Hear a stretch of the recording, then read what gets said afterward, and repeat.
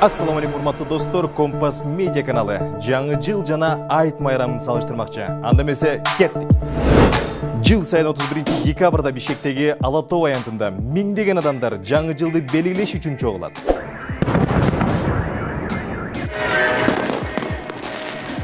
Ошондой эле жыл сайын ошол эле жерде айт майрамын майрамдаш үчүн миңдеген адамдар чогулушат.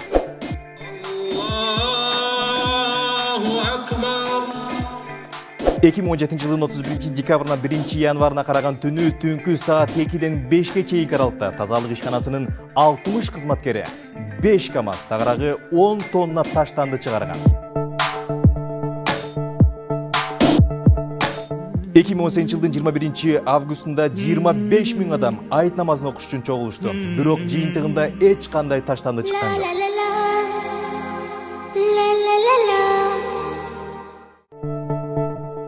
2015 жылдын 31 декабрынан 1 январга караган түнү Бишкек шаарында 283 кылмыш иши катталган.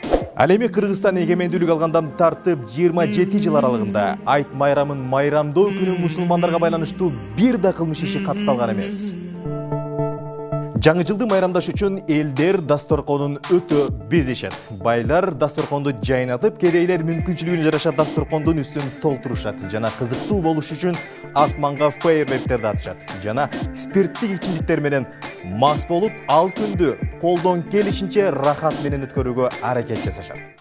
Ал эми Курман айт майрамында Кыргызстандагы мусулмандар бири-бирлерин зыярат кылышы, бири-бирин майрамдар менен куттукташат. Жана ошондой эле колунда бар байлар шарияттын талабына ылайык ар кандай өлчөмдө курбанчылык чалышып, кедейлерге эттерден таратышат. Жана бул күнү элдер социалдык статусуна карабай бардыгы тегиз майрамдашат. Жыл сайын жаңы жылды белгилөө үчүн шаарлардагы жарыктарды кооздондуруу үчүн миллиондогон акчалар бюджеттен сарпталат. Мисалы, быйыл Оштун борборуна тургузган балатынын узундугу 28 метр болуп, ага 450 000 сом сарпталды.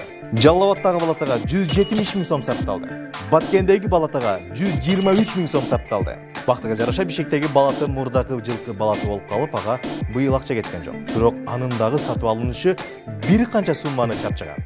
Бирок элинин 80%-ын өзүн мусулманмын деп көрсөткөн мамлекетте Курман айт жана Орозо айт майрамдарына эч кандай бюджеттен каражат бөлүнбөйт. Жаңы жылга карата ар кандай ойдон чыгарылган образдар таңууланат. Аяз ата, аяз кыз, бугулар, булардын бардыгы биздин келечектеги муундарыбыз болгон балдарыбыздын түшүнүгүндө эң чоң алдоо болуп саналды. Ал эми айт майрамында эч кимди алдаган шарттар каралган эмес. Жана ойдон чыгарылган жасалма образдар жок. Бул күнү эч ким жасалмалык кылбайт. Бул күнү канчалаган таштандылар чыгып атат. Бул күнү канчалаган ичимдиктер ичилет. Бул күнү канчалаган кыздар намыстан айрылат. Булардын бардыгы биз үчүн майрам деп санасак анда кандай болот? Бул күнү биз үчүн майрам эмес, бул күнү биз үчүн трагедия. Мына урматтуу көрүүчүлөр, жаңы жылдык майрамдын алкагында болгон трагедиялык окуяларды айта берсек дагы улана берет. Андыктан урматтуу ар бир көрүүчү жаңы жылды майрамдоого чакырам жана элдин бардыгын жаңы жылды майрамдоонун кайтарууну суранам. Анткени жаңы жыл биздин маданият эмес, жаңы жыл биздин майрам эмес. Жаңы жылды майрамдабаңыздар. Комментарийге пикирлериңиздерди калтырыңыздар. Чоң рахмат.